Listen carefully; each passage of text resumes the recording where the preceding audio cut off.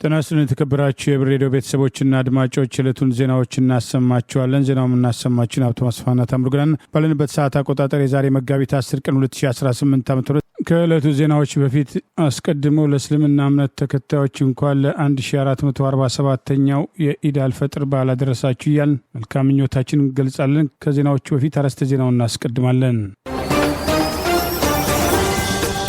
የፋኖን መመሪያ የጣሰው ብልጽግና አመራር መያዝ፣ ፋኖ ለሙስሊሙ ማህበረሰብ፣ ዓለም ባንክና ሙስናው፣ ጠቅላይ ሚኒስትሩና ኤሚሬት፣ የባለስልጣኗ መገደል፣ ትግራይና የጀነራሉ ፉከራ፣ የፋኖ ጀነራል መታሰቢያ፣ መካከለኛው ምስራቅ ጦርነትና የአይኤምኤፍ ማስጠንቀቂያ የሚሉና ሌሎችም ወቅታዊ ዜናዎች ያለውን ዝርዝሩ ነው።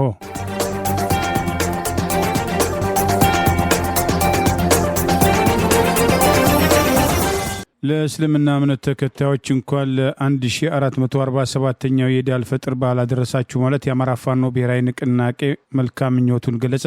ነገ የህልውና ትግላችን በነጻነት ሲረጋገጥ በዓሉን በሚመጥን ሁኔታ በአደባባዮቻችን እናከብራለን። በዚህ መከራ ውስጥ ሆናችሁ እያከበራችሁ ላላችሁ ህዝባችንና ሰራዊታችን መልካም በዓል እንዲሆንላችሁ እመኛለሁ ሲል ንቅናቄው ገልጿል። የአማራ ፋኖ ብሔራዊ ንቅናቄ አፋብን ዛሬ መጋቢት 10 ቀን 2018 ዓ.ም ለመላው የእስልምና እምነት ተከታዮች እንኳን ለ1447ኛው የኢድ አልፈጥር በዓል አደረሳችሁ ማለት መልካም ምኞቱን ገልጿል። ንቅናቄው ለመላው ኢትዮጵያውያን ሙስሊሞች እንኳን ለኢድ በዓል አደረሳችሁ ባለበት በዚሁ መግለጫ በተለይ ስለ ህዝባችሁ ነጻነት ስትሉ ለነፍሳችሁ ሳትሳሱ በዱር በገደል እየተዋደቃችሁ ከምትከፍሉት መራር ዋጋ ጎን ለጎን ይህን ታላቁን የረመዳን ወር በጾምና በጸሎት ያሳለፋችሁ የአማራ ፋኖ ብሔራዊ ንቅናቄ አመራሮችና አባላት እንዲሁም ደጋፊዎቻችን ከፈጣሪ ዘንድ እዝነትን በረከት ለሚታደልበት የኢድ አልፈጥር በዓል እንኳን አደረሳችሁ በማለት መልካም ምኞቱን ገልጸዋል። የአማራ ህዝብ ላለፉት በርካታ 10 ዓመታት ከደረሰበትና አሁን እየተፈጸመበት ካለው መንግስት መሪ ጅምላ እልቂትና ጭፍጨፋ እንዲሁም የሀብትና ንብረት ውድመት ውስጥ የእስልምና ሃይማኖት ተከታይ ወገናችን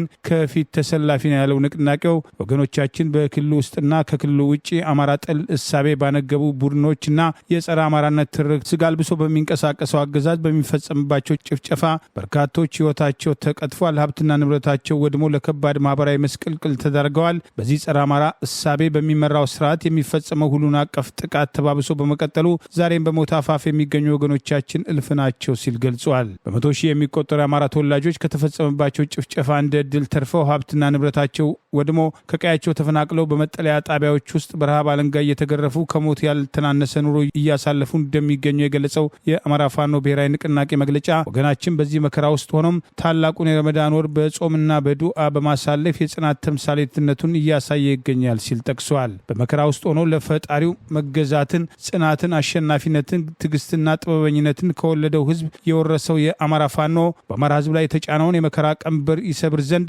ሀቅን ከነፍጥ ጋር አንግቦ በድሉ ዋዜማ ላይ ይገኛል ሲል ጠቅሷል። የአማራ ፋኖ እያደረገ ባለው ትግል ሞታቸውን በመጠባበቅ ላይ የሚገኙ ወገኖቻችንን ታድጎ ህልውናቸውን ማስከበር፣ ለተፈጸመው እልቂትና በደል ፍትህና ርትዕ ማስፈን እንዲሁም ወገኖቻችን በገዛ አገራቸው በነጻነት ተንቀሳቅሰው ሀብትና ንብረት ማፍራት የሚችሉበትን ስርዓት ማንበር የትግላችን ቀዳሚ ዓላማ ከምንም በላይ ቅድሚያ የምንሰጠው ግባችን ነው ሲል አስታውቋል። ለዚህ ታላቅ ዓላማ ስኬት ህዝባችን በተለይም ህዝበ ሙስሊሙ ትግሉን በባለቤትነት ከመምራት ከመታገል ጀምሮ ስንቅና ትጥቅ በማቅረብ የሀሳብና የመረጃ እገዛ በማድረግ እንዲሁም በዱዓ በመርዳት ረገድ ከፍተኛ ሚና እየተጫወተ ይገኛል ሲል ገልጿል። ቅዱስ ቁርአን እናንተ ያመናችሁ ሆይ በትዕግስትና በሶላት ታገዙ፣ አላህ በእርግጥ ከታጋሾች ጋር ነውና ማለቱን ያስታወሰ የአማራ ፋኖ ብሔራዊ ንቅናቄ በእርግጥም ሀቅን ከነፍጥ ጋር ያነገበው የህልውና ትግላችን በሙስሊሙ ማህበረሰብ ንቁ ተሳትፎ ዛሬ በድሉ አጥቢያ ላይ ይገኛል ሲል አስታውቋል። ነገ የህልውና ትግላችን በነጻነት ሲረጋገጥ በዓሉን በሚመጥን ሁኔታ በአደባባዮቻችን እስከምናከብር በዚህ መከራ ውስጥ ናችሁ እያከበራችሁ ላላችሁ ህዝባችንና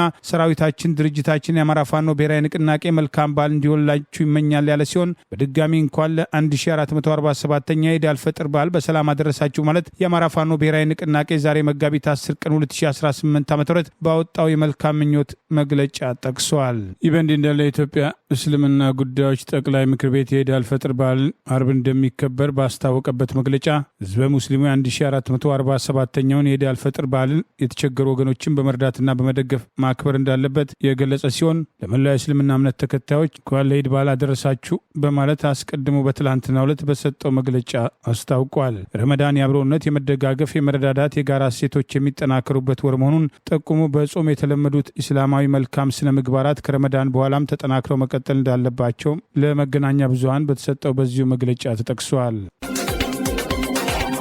ከተጀመረ ሶስተኛ ሳምንት ባስቆጠረው በመካከለኛው ምስራቅም እየናረ የመጣውን ቀውስ ተከትሎ ጠቅላይ ሚኒስትር አብይ አህመድ ከተባበሩት አረብ ኤሚሬቶች ፕሬዝዳንት ጋር የስልክ ልውውጥ አደረጉ። ለኤሚሬቶችም ያላቸውን አጋርነትን ገለጹ። የኤሚሬት የዜና አገልግሎት መጋቢት 9 2018 ባወጣው መረጃ ጠቅላይ ሚኒስትሩ በገልፍ ሀገራት ላይ እየተሰነዘረ ያለውን እና የኢራን ጥቃትን ሲሉ የገለጹትን ድርጊትም ኮንነዋል። በስልክ ውይይቱም ወቅትም ጠቅላይ ሚኒስትር አብይ በቀጠናው ስላለው ወታደራዊ ውጥረትና በክልላዊና ዓለም አቀፋዊ ሰላም ላይ ስላለው ከፍተኛ ስጋት መምከራቸውን የገለጸው መግለጫው ጠቅላይ ሚኒስትሩ በተባበሩት አረብ ኤሚሬቶችና በሌሎችም የቀጠናው ሀገራት ላይ እየተሰነዘሩ ያለውን ግልጽ ያሉትን የኢራን ጥቃትን የሀገራቱን ሉዓላዊነት እንደዚሁም ዓለም አቀፍ ሕግጋትን የጣሰ ነው ብለውታል። በተጨማሪም ኢትዮጵያ ኤሚሬቶችን ለሰላምና ሕዝብ ለመጠበቅ የምትወስደውን ማንኛውም እርምጃም ትደግፋለችም ሲሉ ለኤሚሬትም አጋርነታቸውን ገልጸዋልም ብለዋል። ሁለቱ መሪዎችም ውጥረቱ በአስቸኳይ እንዲቆምና በቁርጠኝነት ላይ የተመሰረተ ያሉትን ውይይትና ዲፕሎማሲያዊ እንዲቀጥል ማሳሰባቸውን የገለጸው ዜና አገልግሎቱ ውጥረቱ የሚቀጥል ከሆነ ቀጠናው ይበልጥ ወደ አለመረጋጋት ሊያመራ እንደሚችል የኤሚሬትም ይፋዊ የዜና ምንጭም አስታውቋል። በትላንትናው የስልክ ውይይት የተደረገው አቡዳቢ ሀበሻን የተሰኘውን የጋዝ ማምረቻና ባብ የተባለውን የነዳጅ መስክ ጨምሮ በቁልፍ የኢነርጂ መሰረተ ልማቶች ላይ በኢራን የተሰነዘሩ ሚሳይሎችን ማክሸፏን በገለጸች ወቅትም ሲሆን የኤሚሬቶች የውጭ ጉዳይ ሚኒስትር ድርጊቱን አደገኛም ትንኮሳና የዓለም አቀፍ ሕግጋትን የጣሰ ሲል አኮንኖታል። የኤነርጂ መሰረተ ልማቶችን ኢላማ ማድረግ ለቀጠናው መረጋጋትና ለዓለም አቀፍም የኢነርጂ ደህንነትም ስጋት ነውም ብሎታል። በአዲስ አበባና በአቡዳቢ መካከል የተደረገው ይህ የዲፕሎማሲ ግንኙነት በሳምንት ውስጥ ለሁለተኛ ጊዜ የተከናወነ ከፍተኛ ዲፕሎማሲ ልውውጥ ሲሆን ጠቅላይ ሚኒስትሩ ባለፈው መጋቢት 3 2018 ዓ.ም በጅቡቲ የተካሄደውን ቀጠናዊ ጉባኤም ካጠናቀቁ በኋላ ለስራ ጉብኝት ወደ ኤሚሬቶች ማቅናታቸው ይታወሳል። በወቅቱም በነበራቸው ቆይታ በአፍሪካ ቀንድ ሰላምና ጸጥታ እንደዚሁም በቀጠናዊ ትብብር ዙሪያ መወያየታቸውን ከመካከለኛው ምስራቅ የወጡ መረጃዎችም በወቅቱ መግለጻቸው አይዘነጋም።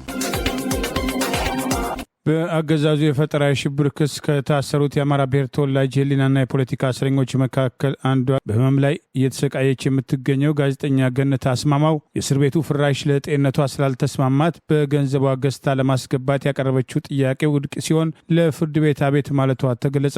በፋኖነት የተጠረጠሩት የቀድሞው የኢንሳ አገዛዙ የደህንነት መስሪያ ቤት ሰራተኞች እነ ሙሉነህ አይተንፍሱ፣ እነ ጀነራል አበባው ታደሰ ጦርነት ወረራ ምን እንደሆነ ፍርድ ቤት ቀርበው እንዲያስረዱላቸው ጠየቁ።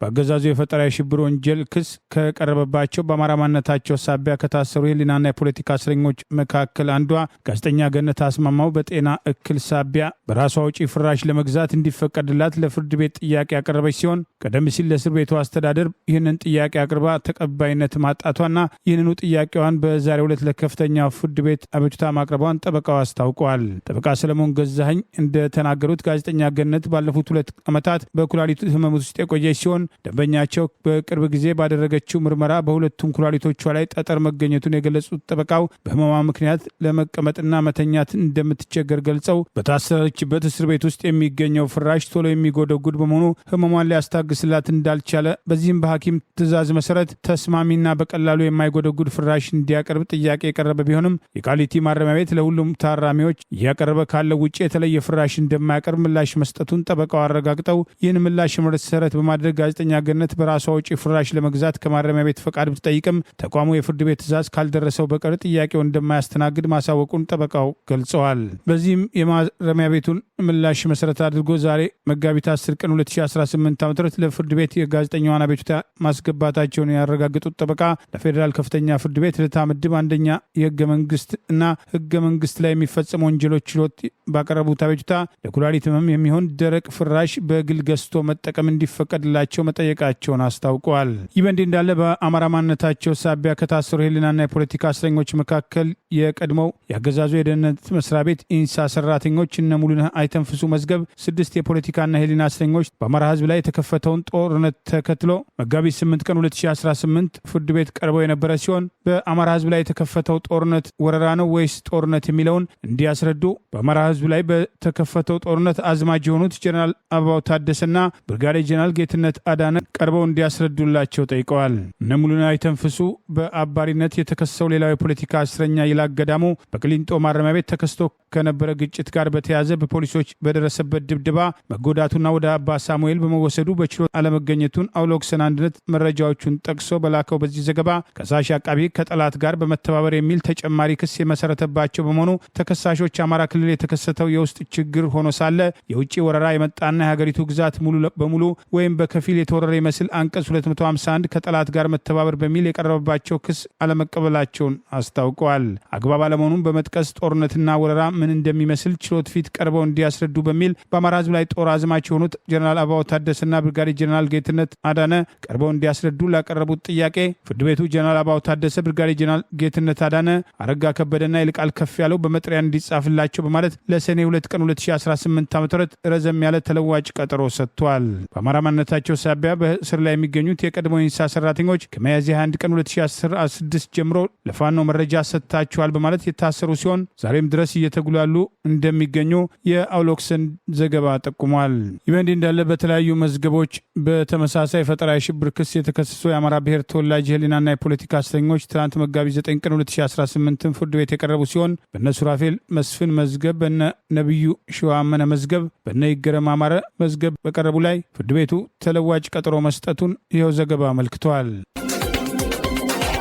የዓለም ባንክ ከኢትዮጵያ ወደ ኬንያ የኤሌክትሪክ መስመር በተዘረጋበት ፕሮጀክት ላይ ተቀባይነት የሌለው ድርጊትና ማጭበርበር ፈጽሟል ያላቸውን 3 የእንግሊዝ አማካሪ ተቋማትን የአፍሪካ ቅርንጫፎቻቸውን ማገዱን አስታወቀ።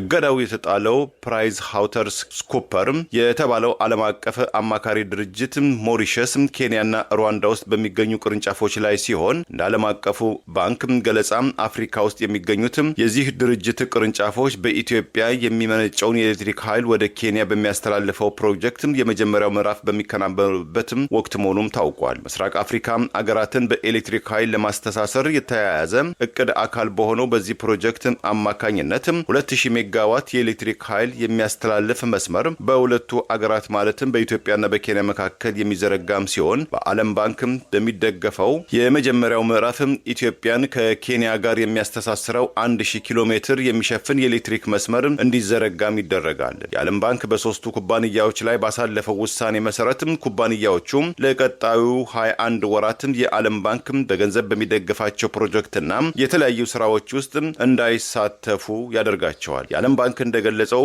ኩባንያዎቹ በአማካሪ ተቋማት እንዲመረጡ ለማድረግ ሲል በአውሮፓውያኑ 2019 ምስጢራዊ ግዢ ማድረጉን ከፕሮጀክቱ ኃላፊዎች ተነግሯል። ኩባንያዎቹም ተጽዕኖ ለማሳደር የሚያስችል መረጃም ተቀብለውበታል የተባለውን ከኢትዮጵያ ኤሌክትሪክ ኃይል ኮርፖሬሽን የዓለም አቀፍም የፋይናንስ አፈጻጸም ሪፖርት ለማዘጋጀት የሚታሰር ውል እንደነበረም ተጠቁሟል።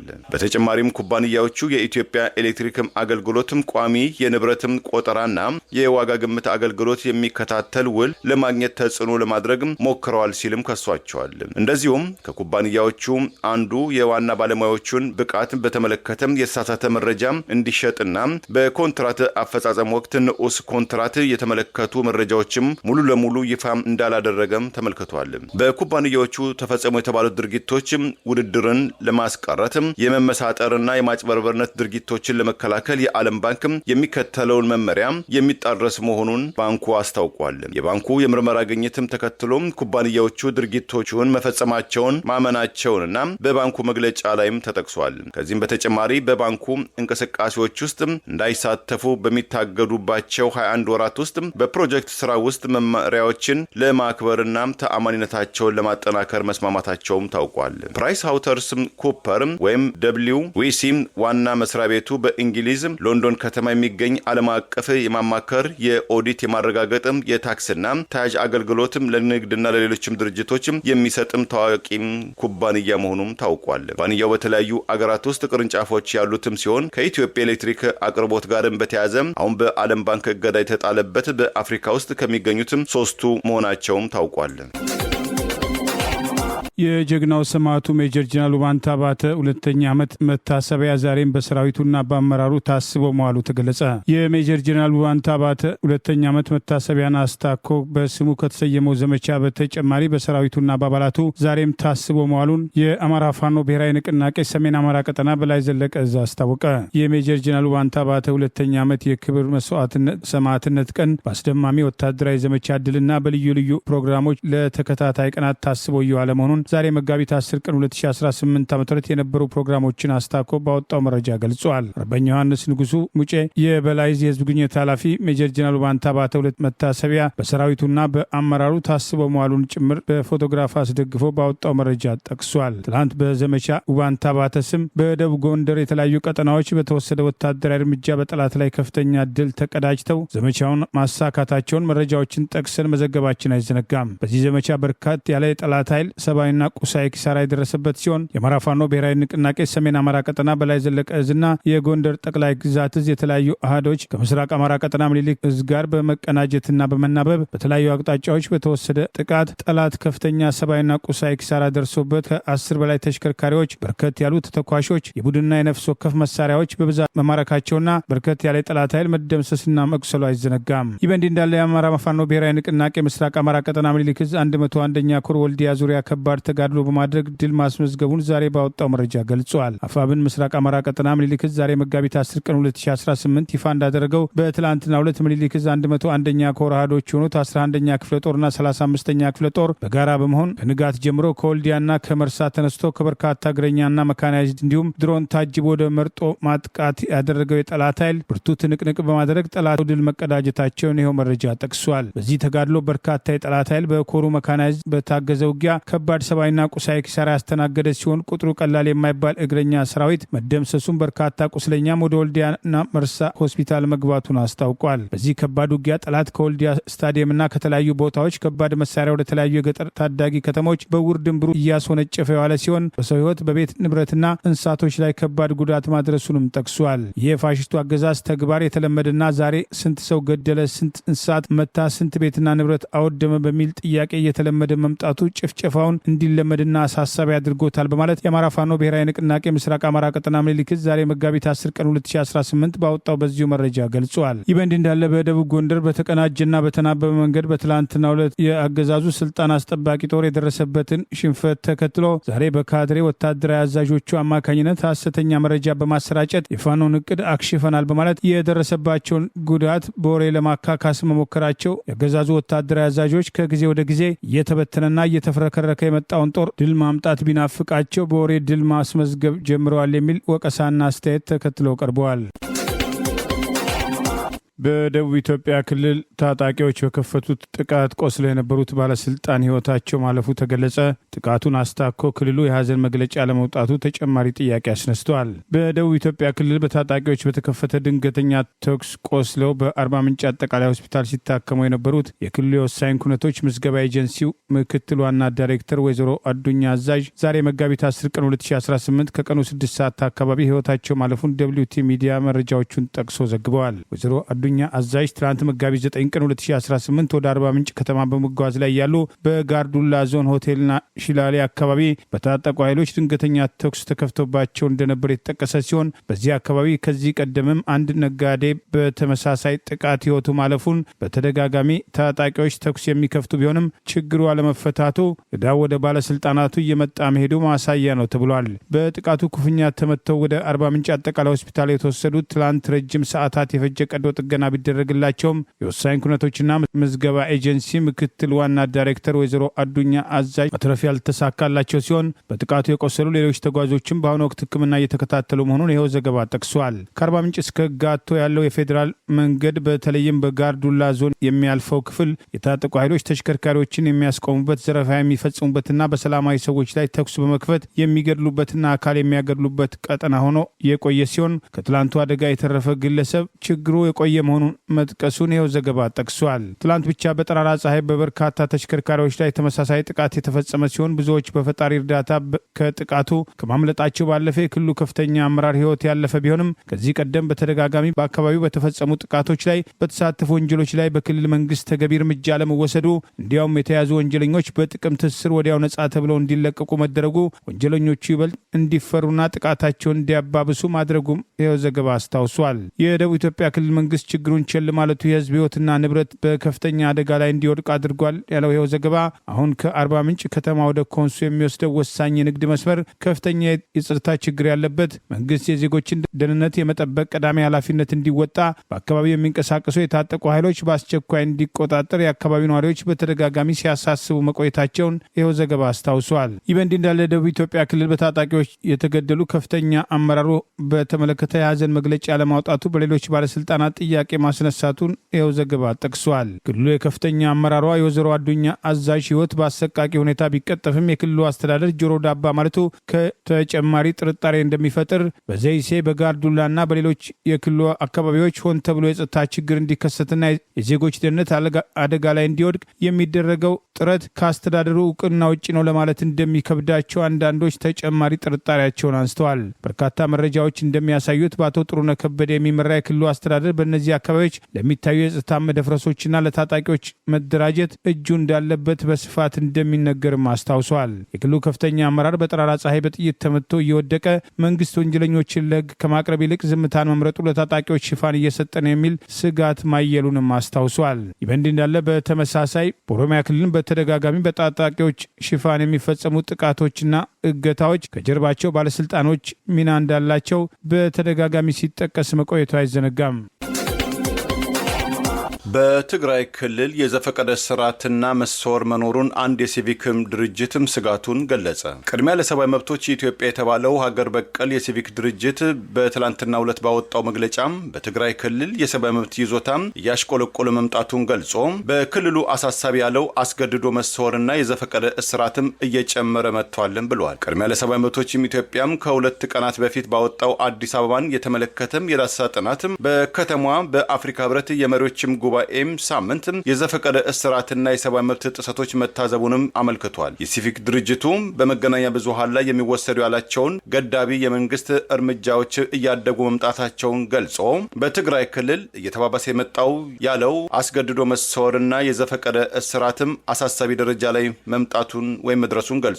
የሲቪክ ድርጅቱ ማሳያዎቻውን ያጣቀሰ ሲሆን ድርጊቶቹም እንዲቆምም ጠይቋል። በክልሉ ያለው የሰብአዊ መብት ይዞታም እያሽቆለቆለ መጥቷል ሲልም ስጋቱ የገለጸ ሲሆን የዚህ አስገድዶ የመሰወር ድርጊትም ሰለባም ሆነዋል ያላቸውን ሰዎችና የተሰማሩበት ሙያንም ጠቅሷል። ግለሰቦቹ ያሉበትን ቦታ የማይታወቅ መሆኑን እጣፈንታቸው ምን እንደሆነ ከሚመለከታቸው አካላት የተሰጠ ምላሽ አለመኖሩን አክሏል። እነዚህ ድርጊቶች በክልሉ የህግ የበላይነትና መሰረታዊ መብቶችን አደጋ ላይ የሚጥሉ መሆናቸውን መለየቱን ያስታወቀው የሰብአዊ መብት ተሟጋቹ ድርጅትም የግዳጅ መሰወር ዋነኛ ስጋቶች በሚል ከለያቸው ችግሮችም አንዱ እንደሆነም ገልጿል።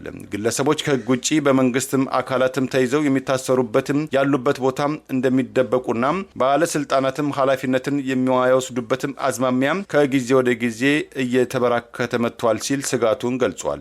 ከዚህ በተጨማሪም በመዲናይቱ በአዲስ አበባ ውስጥ የሚደረጉ ዋና ዋና ዓለም አቀፍ ዝግጅቶችን መነሻ በማድረግም እንዲሁ ተመሳሳይ ድርጊቶችም እና ህገወጥ አሰራሮችም እየተንሰራፉ መምጣታቸውን ድርጅቱ ገልጿል። እነዚህ ግኝቶችም ከተጎጂ ቤተሰቦች ጋር በተደረገ ቃለ ምልልስና የመስክ ምልከታን ባካተተ ምርመራ ለማወቅ መቻሉን ያወጣው ዘገባው በትግራይ ክልል አለ ስላለው የዘፈቀደ እስራትና አስገድዶ የመሰወር ድርጊትም ከክልሉ ጊዜያዊ አስተዳደር ሆነም ከአዲስ አበባ አስተዳደር እስካሁን ድረስ የተሰጡ ምላሾችም አለመኖራቸው ተመልክቷል።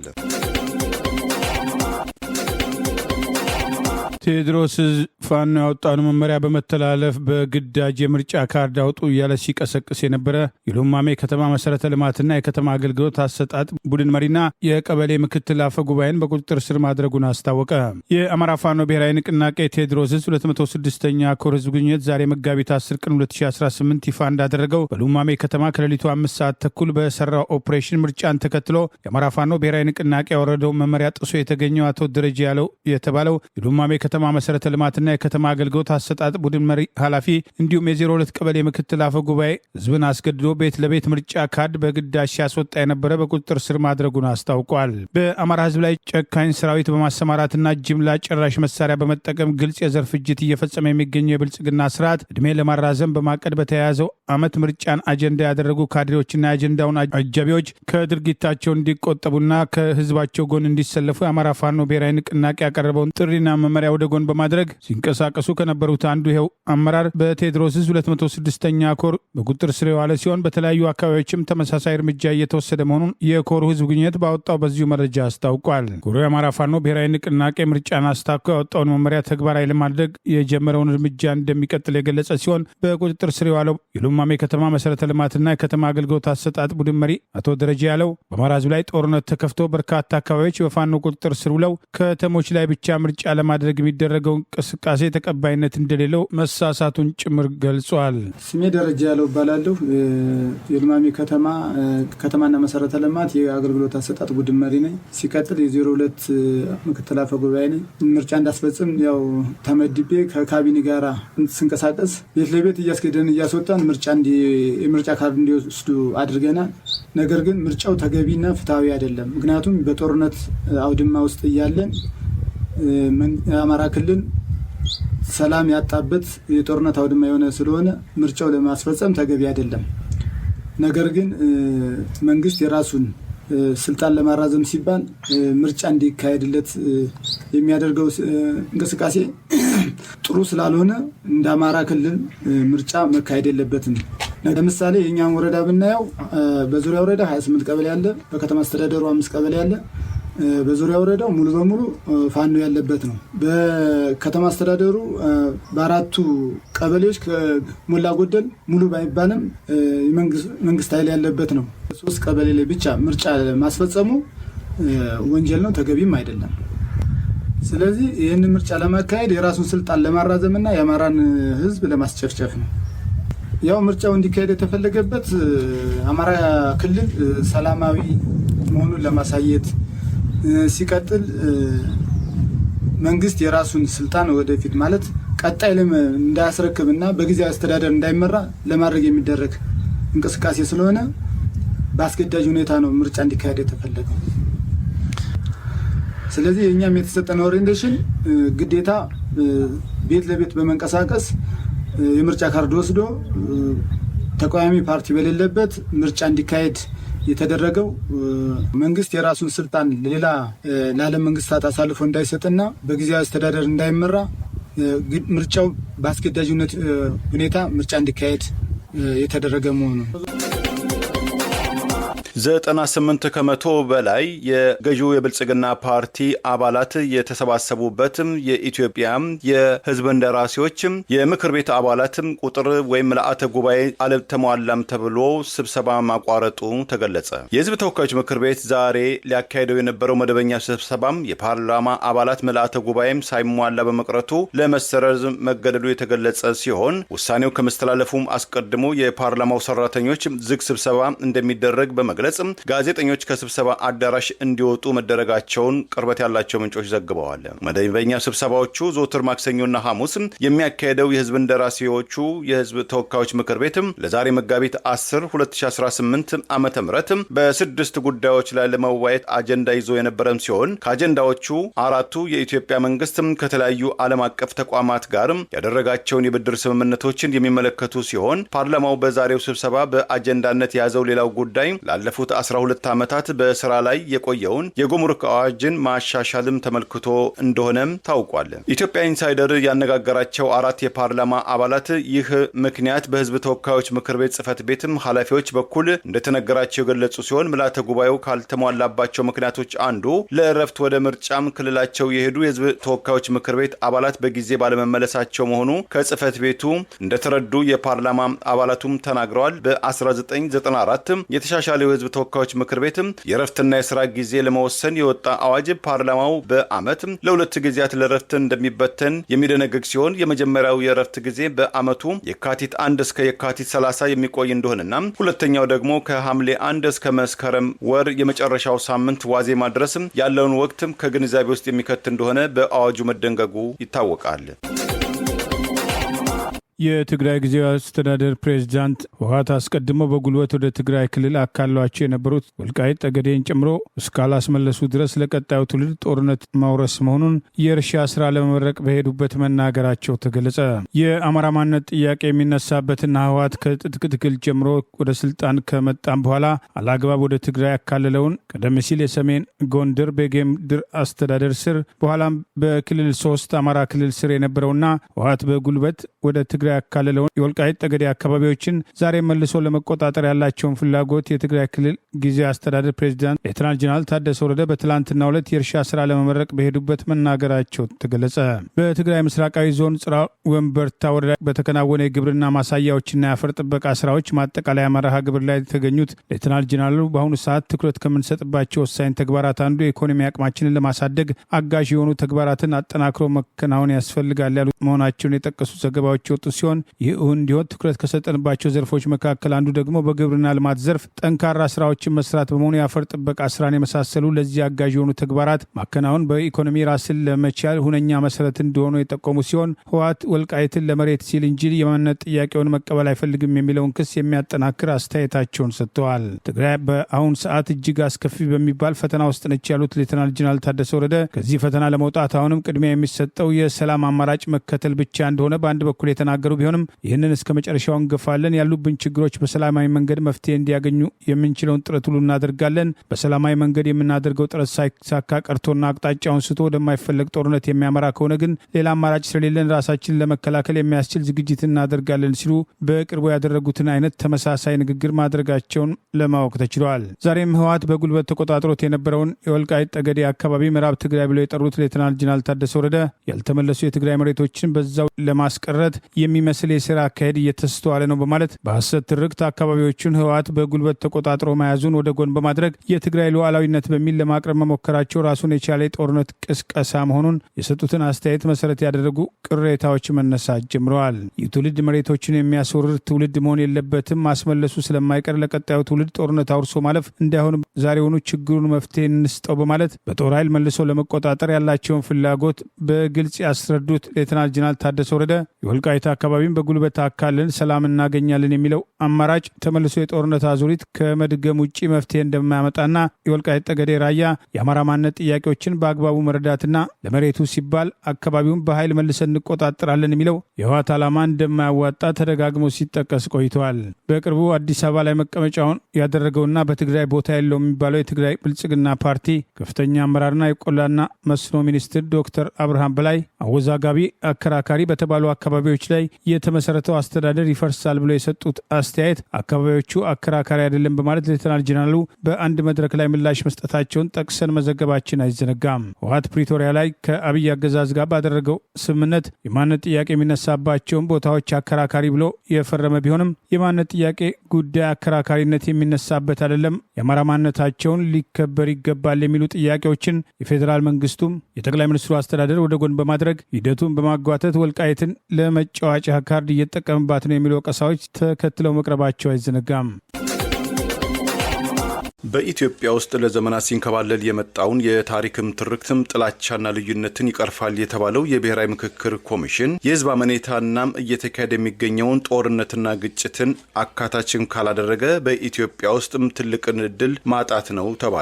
በኮንቨርሴሽን ድረገጽ እንደዘገበው ከብሔራዊ ምክክሩ በኢትዮጵያ ውስጥ በህዝቡ ዘንድ የሚታየው ያለመተማመን ሁሉን አካታችነትና እየተካሄደ ያለውን ጦርነትና ግጭትን ትኩረትም ካልሰጠም በኢትዮጵያ ውስጥ ለረጅም ጊዜያት የተከሰተውን የፖለቲካ ክፍተትን ለመጠገን የተገኘ ወርቃማ እድልን ማጣት ነው ሲልም አስጠንቅቋል።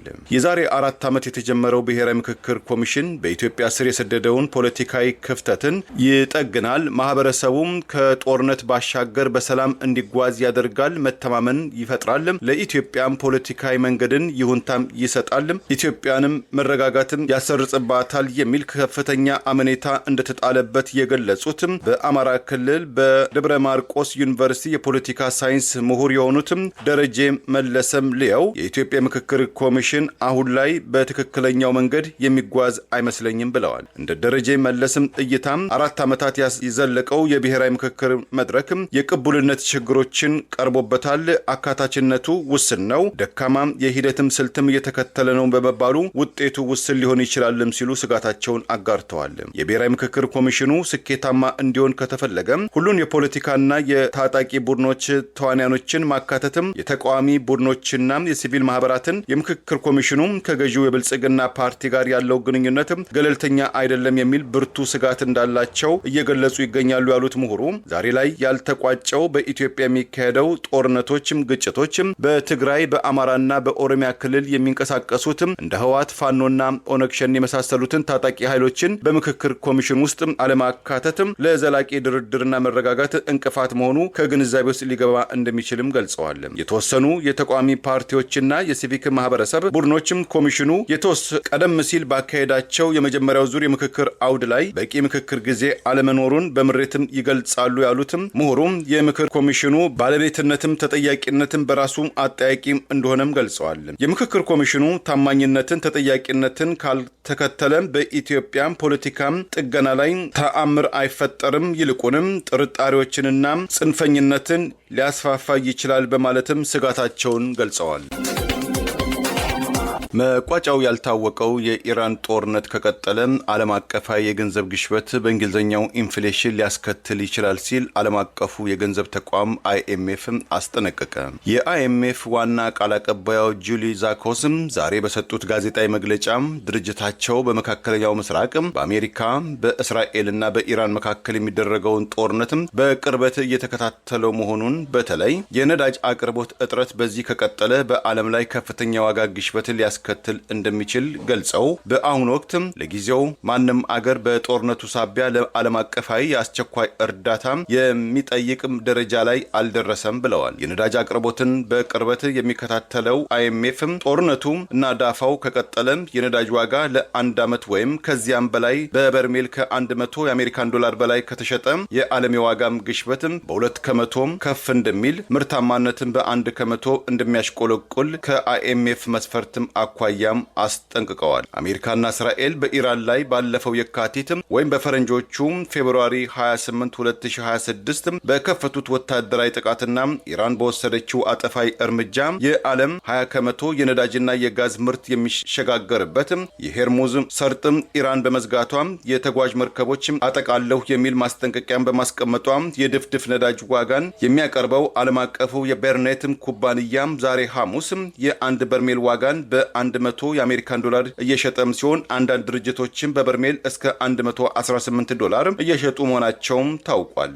ይህም የዋጋ መናር ከጦርነቱ በፊትም ከነበረው ዋጋ የ52 ከመቶም ጭማሪ ማሳየቱም ተገልጿል። እንደ አይኤምኤፍ ቃል አቀባዩ ጁሊ ገለጻ የነዳጅ ዋጋ ንረቱን ተከትሎ የምግብ ዋጋም ባልተጠበቀ ሁኔታ እንደሚያሸቅብ፣ ይህም ታላቅ ስጋት መፍጠሩ፣ የማዳበሪያ አቅርቦት መቋረጡ፣ የትራንስፖርት አገልግሎት መስተጓጎሉ እንደ ምግብ በመሳሰሉ ወሳኝ ሸቀጦች ላይ ከፍተኛ የዋጋ ንረት ሊያስከትል እንደሚችል ስጋታቸውን አጋርተዋል። የመካከለኛው ምስራቅ ጦርነትና የነዳጅ አቅርቦት ያሰጋቸው በርካታ የኢሲያ አገራት ነዳጅ በኮታ ወይም በፈረቃም እያቀረቡ ሲሆን የህዝብ አገልግሎትን አቅርቦትንም አቋርጠዋል፣ የስራ ሰዓትንም ቀንሰዋል። ጦርነቱን የዘወረችው አሜሪካ ውስጥም እንዲሁም ከዛሬ 3 ዓመት ወዲህም ከፍተኛ የተባለ የነዳጅ ዋጋ ጭማሪ የተስተዋለም ሲሆን የአሜሪካው ምክትል ፕሬዚዳንት ጄዲ ቫንስ በትላንትናው ዕለት በሚሽጋን ከተማ ከሚገኙ የአሜሪካ የነዳጅ አቅራቢ ተቋማት ጋር ባደረጉት ውይይት የነዳጅ ዋጋ መጨመሩን አምነው በዚህ መልኩ አይቀጥልም። የንግድ ተቋማትን እንንከባከባለን።